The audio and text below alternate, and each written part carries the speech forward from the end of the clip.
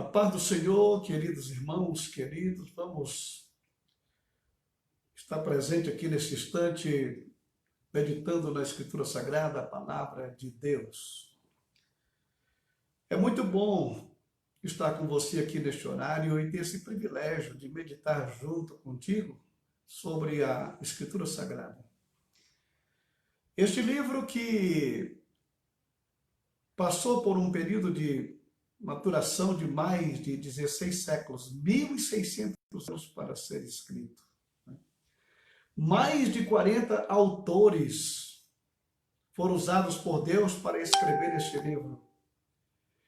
Épocas distintas, lugares diferentes, muitas coisas realmente aconteceram durante essa fase, mas no fim, o que nós vimos foi, na realidade, a palavra de Deus sendo escrita e chegou até nós.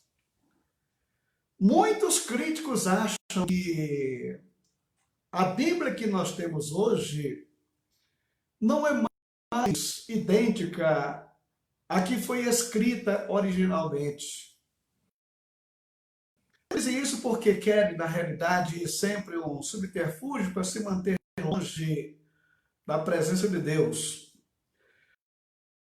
Nós observamos o carinho, o amor, e o que a própria Escritura declara, que Deus vela pela sua palavra. Não é, na realidade, isso aqui um vigilante, uma coisa qualquer, mas o próprio Deus, ele vela pela sua palavra para que ela seja cumprida.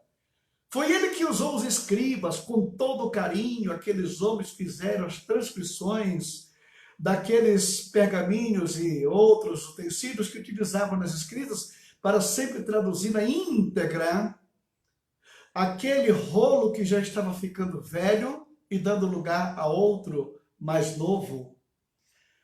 Esses homens tinham um temor de Deus no coração, colocado pelo próprio Criador.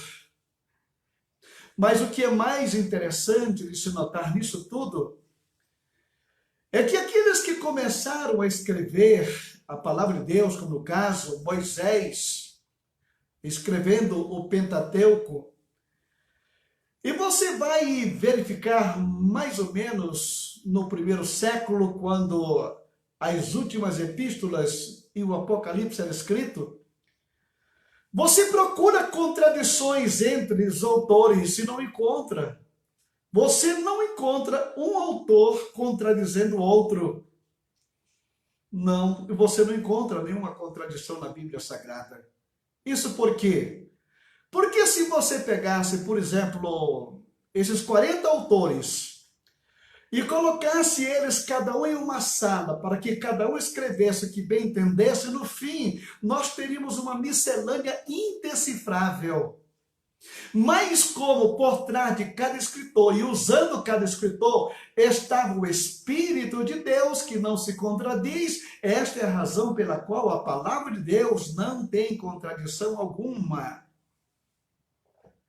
Existe, na realidade, nas traduções, nas versões tiradas do original, algum erro na tradução, mas nada que venha alterar o contexto da Escritura Sagrada. Prova disto é o achado magnífico das cavernas de Qumran, lá no Mar Morto, onde foram descobertos aqueles pergaminhos lá do século I, né, antes ou da nossa era. E quando foram observar, o pergaminho que estava mais completo era do profeta Isaías, e foram comparar esse achado recentemente com aquilo que nós temos na Bíblia Sagrada, não se encontrou alteração nenhuma. Erro de versões, de traduções, de um idioma para o outro, é claro que isso acontece, mas nada que venha, como eu já falei, tirar realmente a inspiração da Bíblia ou o contexto da mensagem que Deus quer que chegue ao nosso coração. Aquilo que nós temos hoje como Bíblia Sagrada é justamente aquilo que Deus quis que chegasse até nós. Portanto, nós temos em nossas mãos o livro divino, o livro de Deus, a Bíblia Sagrada. E isso nos alegra muito em saber que por trás de tudo isso está a mão do Criador eterno, do Escritor que quer a nossa felicidade e a nossa paz. Glória ao nome do Senhor. Bem, hoje nós estaremos falando sobre, voltando às nossas mensagens que edificam, e eu quero tratar hoje sobre um assunto, justamente sobre o benefício da tua oração, né? Justamente sobre a sua oração, que ela tem um valor. E você sabe que a oração de um justo é uma potência tão extraordinária que chega ao ponto de mover o braço de Deus. Não é que você vai lá pegar o braço de Deus, não, mas Deus, ele age em resposta à minha, à sua e à nossa oração, quando esta é feita com fé. Porém, eu quero declarar para você aqui nesta hora que a oração, até certo ponto, é uma batalha, é uma luta.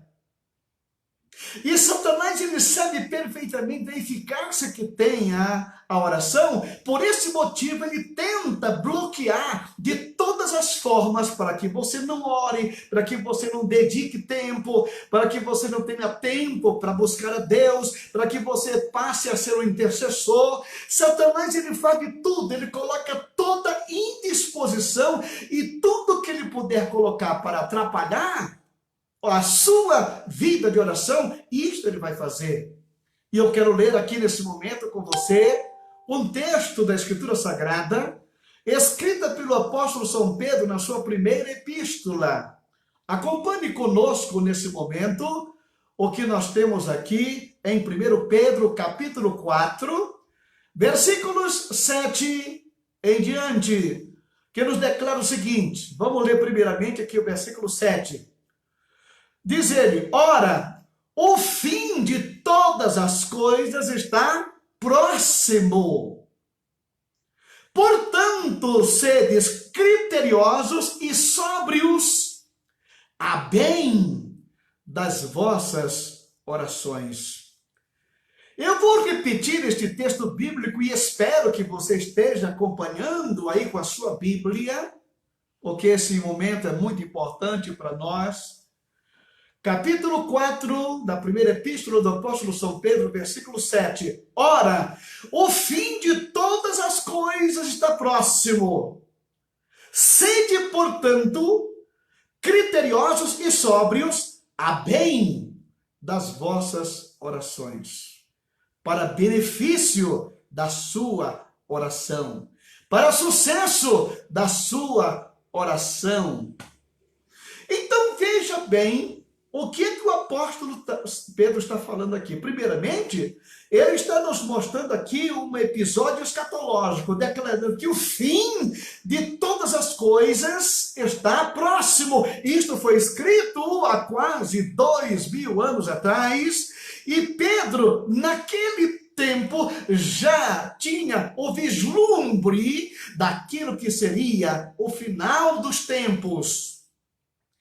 Se ele travava lutas em seus dias, se ele tinha dificuldades na sua época, se ele encontrava empecilhos na sua vida devocional, como um cristão, como um servo de Deus, na sua oração, se naquele tempo ele já encontrava dificuldades para prostrar-se perante o Senhor da glória, imagina em nossos dias. Dizer-lhe, olha, o fim de todas as coisas está próximo. Portanto, tenha duas coisas em vista, tá? Critério e sobriedade a bem das vossas orações. Critério e sobriedade a bem das vossas orações. Muito bem.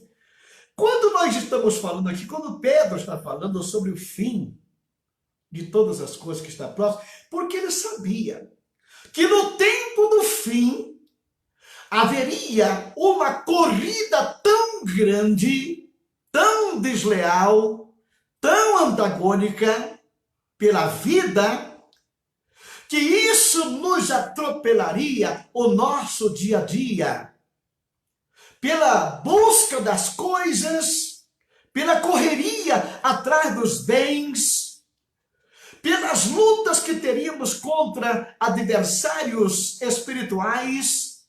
Ele sabia de tudo isto, que no final dos tempos, com a modernização da ciência, com o avanço da tecnologia e com as coisas que estão numa facilidade tão grande, que os homens iriam ficar tão envolvidos, eles iriam ficar tão enrolados com as coisas desta vida, que eles não teriam mais tempo para nada. Imagine o seu tempo. Observe como é que é o seu dia a dia, a sua correria. Se não bastasse 8 horas que você tem na sua empresa, ainda traz trabalho para casa, e quando chega em casa ainda tem coisa para fazer, tem coisas para correr atrás, e ao fim de semana não tem descanso, você está numa agitação incrível. E cadê o tempo para orar? Cadê disposição para buscar a Deus? Quando chega em casa, praticamente ainda tem que assistir o noticiário, ainda tem que assistir o seu jogo de futebol, ainda tem que assistir aquele documentário e outras coisas mais. Quando passa o tempo, você está um bagaço, que não vê outra coisa na frente senão uma cama, onde você já cai ali dormindo e a oração desapareceu. E aqui o apóstolo São Pedro está dizendo para mim e para você: tenha critério. Seja criterioso a bem da vossa oração. Porque se você não for uma pessoa que tem critério, porque, digamos assim, você tem, por exemplo, a sua agenda de compromissos. Você sabe quais são os seus compromissos porque estão todos anotados ali. Você tem na sua agenda anotado a hora que você tem que ir para uma consulta médica, a hora que você vai ter que receber no seu escritório aquele empresário, a hora que você vai ter que discutir com os seus empregados determinados assuntos. Você tem tudo aquilo na agenda. Agora, algumas coisas você dificilmente coloca na agenda. Um descanso para você refazer suas energias. Um descanso para você dar conta da sua família, que é a coisa mais preciosa que tem na vida, tá? E você não coloca na sua agenda o seu horário de oração. Não está na agenda? Aquilo passa, olha, despercebido, que você nem nota. Passa de uma tal forma, se você não tiver um critério. Se você não for uma pessoa criteriosa e dizer assim, olha, este horário é um horário que eu tenho com exclusividade para conversar com Deus. Este horário eu não quero ter ninguém no telefone, eu não quero atender nenhum funcionário, eu não quero, nesse instante, nada que venha me atrapalhar a minha conversa com o soberano do universo, com o Rei dos Reis e Senhor dos Senhores. Se eu só estou aqui, se eu sou bem sucedido, é porque Ele tem me ajudado, me auxiliado, e você acha que eu vou deixá-lo de lado? Não, eu tenho critério na oração. Eu tenho que ser uma pessoa criteriosa. Porque, ao contrário, a minha vida de oração, que é o meu principal elo de ligação entre o Pai Celestial e eu, se eu chegar para este momento na minha vida, infelizmente, eu vou perder a batalha. Porque eu dependo dele, nós dependemos dele, nós precisamos estar na presença dele, porque diz ele que sem mim nada podeis fazer. Então, tenha critério. Critério.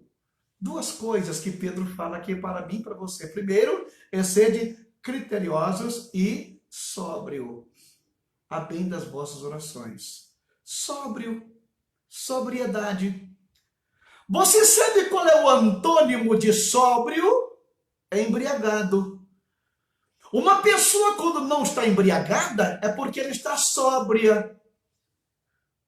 Porém, eu quero dizer para você que não é somente bebida alcoólica que vai lhe tirar o sério. Não é somente o uísque ou a cerveja, outra coisa que tira uma pessoa do seu domínio normal, que lhe embriaga. Não. Existem tantas coisas que embriagam as pessoas aqui neste mundo que não é bebida, não. Mas tem pessoas que estão embriagadas, correndo atrás de uma vida regalada, correndo atrás do prejuízo. Ele quer aquilo, ele tem em mente que ele tem aquele objetivo, que ele quer alcançar aquilo. Ele fica tão embriagado com aquilo que é o seu objetivo, que ele não vê outra coisa na sua frente. Ele fica, a mulher, o homem, embriagado pelas joias, pelas vitrines, não sai do shopping embriagado pela moda, pelo último modelo, pelo carro do ano, pela casa, por aqui uma embriaguez que a pessoa tem, sem beber nada. E Pedro está dizendo, sede criteriosos e sóbrios a bem, para o sucesso da sua oração. Imagina, se uma pessoa pode orar direito, com a cabeça nos negócios, com a cabeça na moda, com a cabeça no carro, último modelo, com o empreendimento que ele está realizando, veja se uma pessoa tem sobriedade para ter uma oração de sucesso nesta hora. E Pedro está dizendo, olha, o fim está se aproximando. Você tem que entender que prioridade na sua vida é a sua vida com Deus, é a sua vida de comunhão com o céu. Isto sim é prioritário para você. Não são as coisas, isso tudo são coisas secundárias. Mas quando nós procuramos buscar ter Deus na nossa frente, em todo o nosso empreendimento, buscamos em primeiro lugar o reino dele, viver o reino de Deus, viver o padrão do reino, viver a lei do reino. Isto sim vale a pena. Isto não é desperdiçado. Não é desperdiçado por quê? Porque você pode ganhar o mundo inteiro. Pode, mas se perder a sua alma, de que adiantou você ganhar o mundo inteiro? Hein? De que adiantou? Mas o que nós precisamos na realidade é ter a nossa vida na presença do Criador, é ter a nossa vida no altar de Deus, porque dele depende o nosso sucesso, dele depende a nossa vida espiritual, dele depende o nosso vigor, dele depende a nossa visão do eterno. Sim! Seja criterioso e sóbrio, a bem, para o sucesso das vossas orações. O apóstolo São Pedro, aqui no versículo 8, ele ainda declara o seguinte, olha, acima de tudo, acima de qualquer coisa, acima de tudo, porém, tende amor intenso uns para com os outros, porque o amor, ele cobre multidão de pecados. Não tente destruir o seu próximo. Não tente trazer à tona a podridão do seu próximo.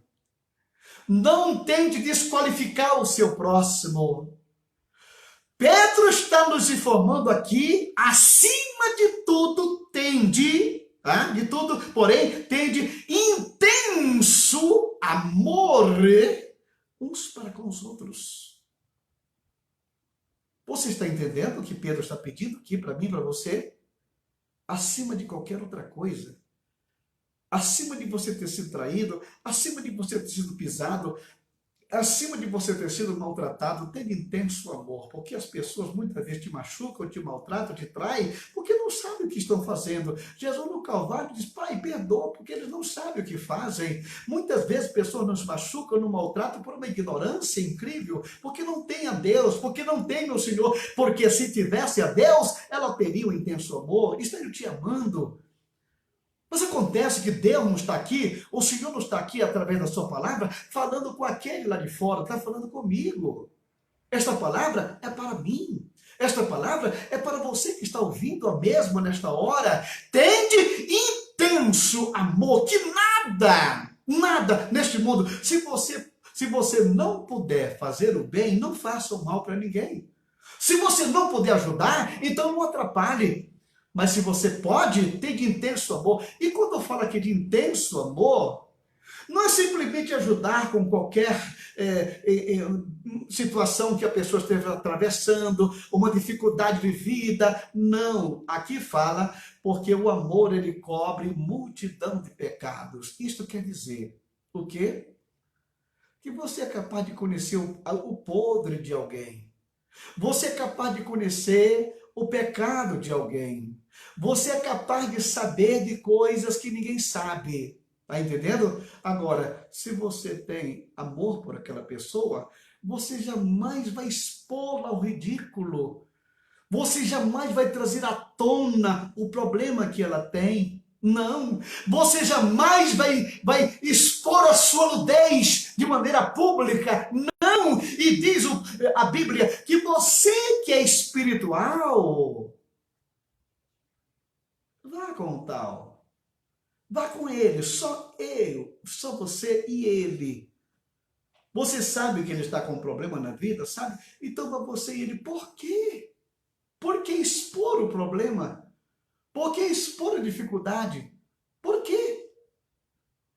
Vai ver que muitas vezes Deus até perdoa aquela pessoa, mas você quer ter o prazer de buscar lá no fundo do mar do esquecimento, coisas que Deus já guardou ali, que já desapareceu, que já dissolveu, você quer trazer à tona? Isso aí não é exercitar o amor que Deus colocou em nosso coração. A Bíblia diz que Deus é amor, e se você não ama o próximo, você não ama Deus. Se você não ama o seu semelhante quem você vê, como é que você vai amar a Deus a quem você não vê? Então, o que nós observamos aqui, ó, a recomendação de Pedro? Tende intenso. O amor no grau de intensidade tão grande que você sinta é piedade daquela pessoa e não vai querer expô-lo ao ridículo. Você tem tudo para esmagá-lo. Você tem tudo na mão. Você sabe das coisas. Mas por que trazer isto à tona? Versículo 9. Sede mutuamente hospitaleiros, sem murmuração, servi uns aos outros, cada um conforme o dom que recebeu, como bom dispenseiro da multiforme graça de Deus. Dispenseiro da multiforme graça de Deus. Você sabe o que significa isso? Você está acostumado a ver uma despensa na sua casa cheia de lata de leite, de conserva, de farinha, cheia de condimentos. Você tem na sua despensa ali o arroz, o feijão, você tem tudo naquela despensa. Mas aqui não está falando desse tipo de despensa. Está falando da multiforme graça. Você tem a chave da despensa divina. E dentro dessa despensa, só existem coisas edificantes, confortadoras, coisas que valorizam o ser humano. Você, na realidade, é um dispenseiro da multiforme graça. Graça de Deus. Que você abra a sua despensa para alimentar aquele irmão fraco, que você abra a sua despensa espiritual para ajudar aquele que está necessitando progredir na caminhada da vida, que você abra a sua despensa com carinho, com amor, com paciência, a caminhar lado a lado com você.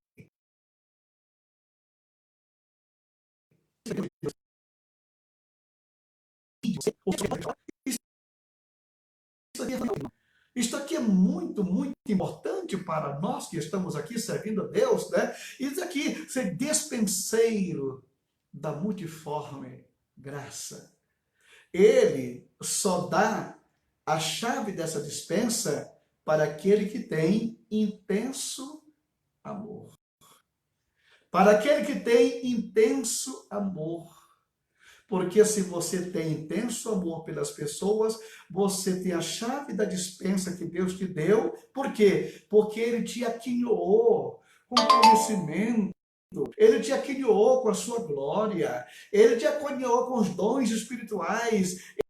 Ele te deu da unção que Ele possui, não para você ter isso simplesmente como um ornamento, mas para que você abra essa despensa da sua vida para auxiliar aquele irmão fraco, aquela pessoa simples, aquele irmão que está dando problema. Você que vai ter que levantá-lo, porque Deus colocou ele no seu caminho. Glorificado seja o nome do Senhor em todo tempo. Então, despenseiro da multiforme de Deus. Diz o versículo 11: se alguém fala, fale de acordo com os oráculos de Deus. Se alguém fala, fale de acordo com os oráculos de Deus. Se alguém serve, faça-o na força de Deus, que Deus supre, para que em todas as coisas seja Deus glorificado por meio de Jesus Cristo, a quem pertence a glória, o domínio pelos séculos dos séculos. Amém. Eu vou repetir este versículo aqui, justamente porque o final dele mostra que o papel fundamental é a glória ser canalizada para Deus. A glória é dele, tá? Então, diz aqui, se alguém fala, fale de acordo com os oráculos de Deus. Ou seja, fale de acordo com a sabedoria que Deus te deu, através da Escritura Sagrada. Você vai encontrar nessa dispensa, e dentro dessa ordenança divina, você vai encontrar uma prateleira que tenha escrito o seguinte: fruto do Espírito. Aquela prateleira tem amor, alegria, paz, longanimidade, benignidade, mansidão, temperança, domínio próprio. Tem nove gomos naquela prateleira. Tá? Então veja bem, você tem na realidade, da parte de Deus, conhecimento da profundidade daquilo que o amor que Deus tem para mim, para você, através da palavra implantada em nossos corações, tá?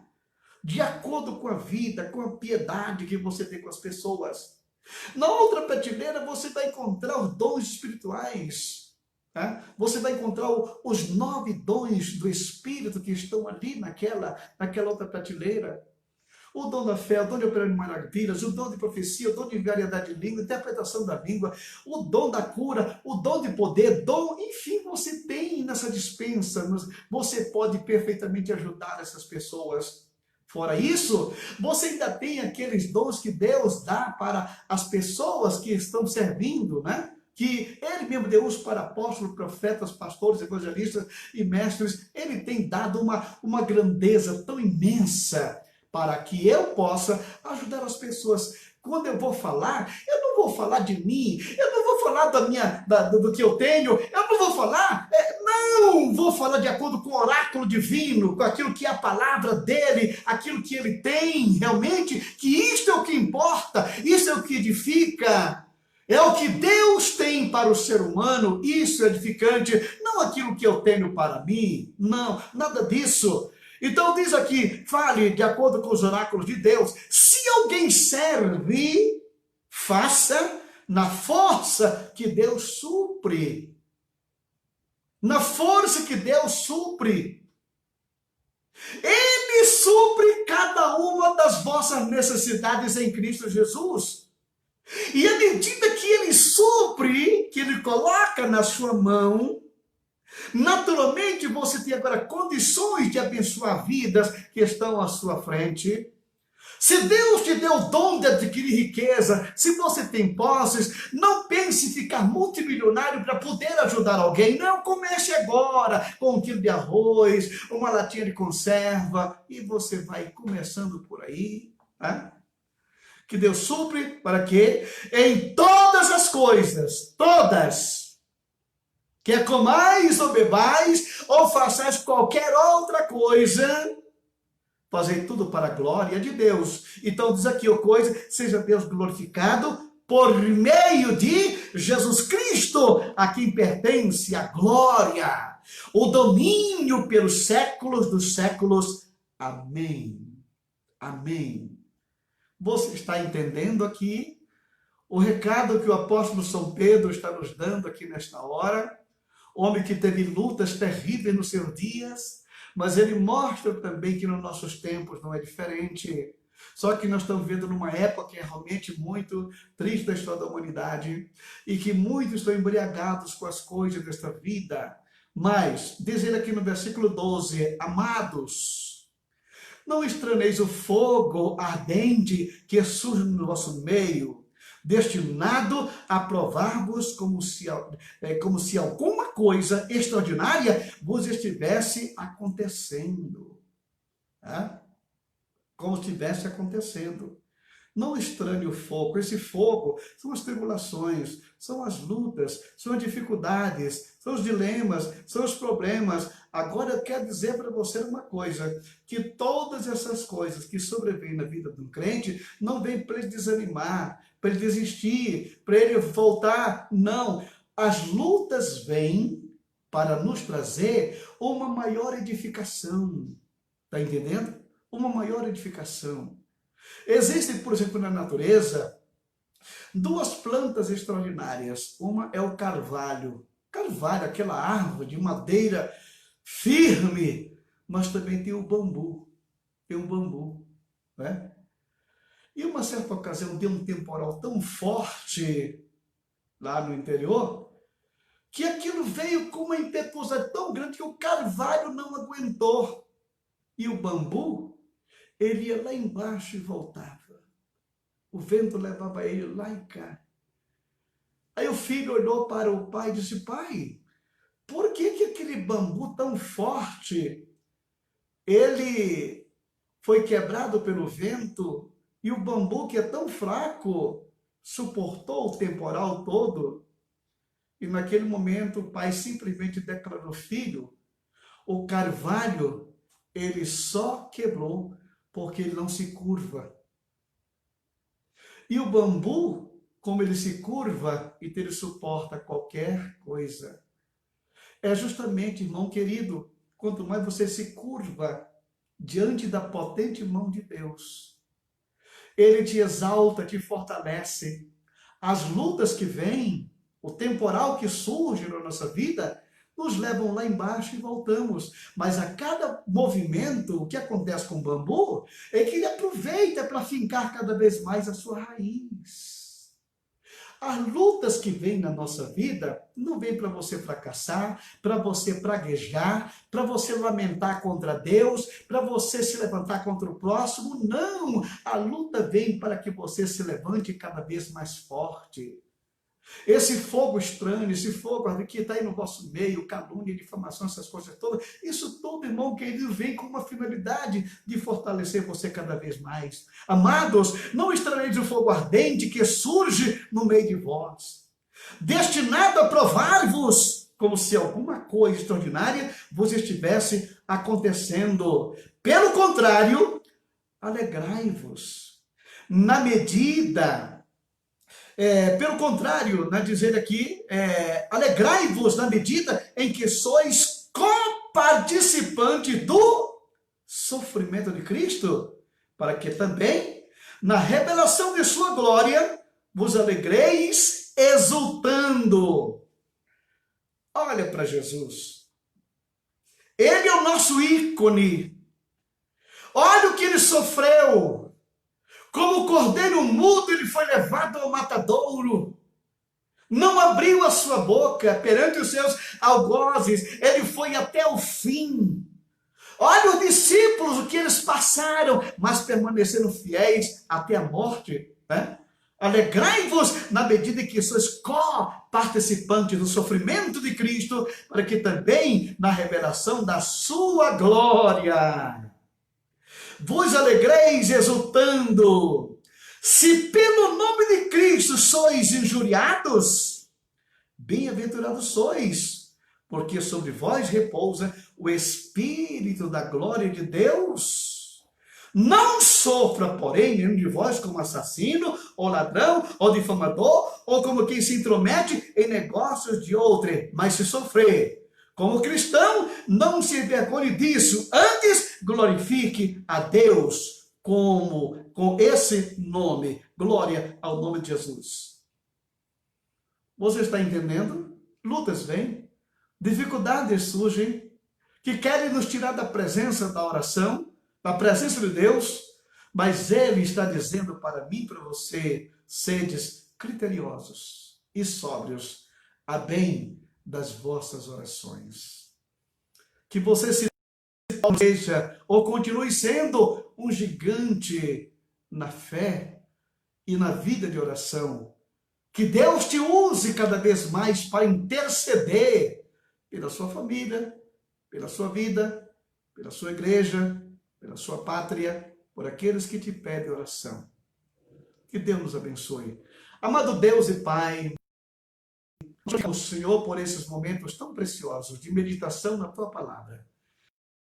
Deus eterno, Espírito, continue falando mais alto aos nossos corações e de uma maneira extraordinária. Que possamos sentir cada vez mais e mais a Tua mão operando, nos fortalecendo, nos conduzindo, nos levando ao altar da oração. Porque e no Senhor está a solução para todos os problemas da nossa vida. Nos ajuda, Senhor.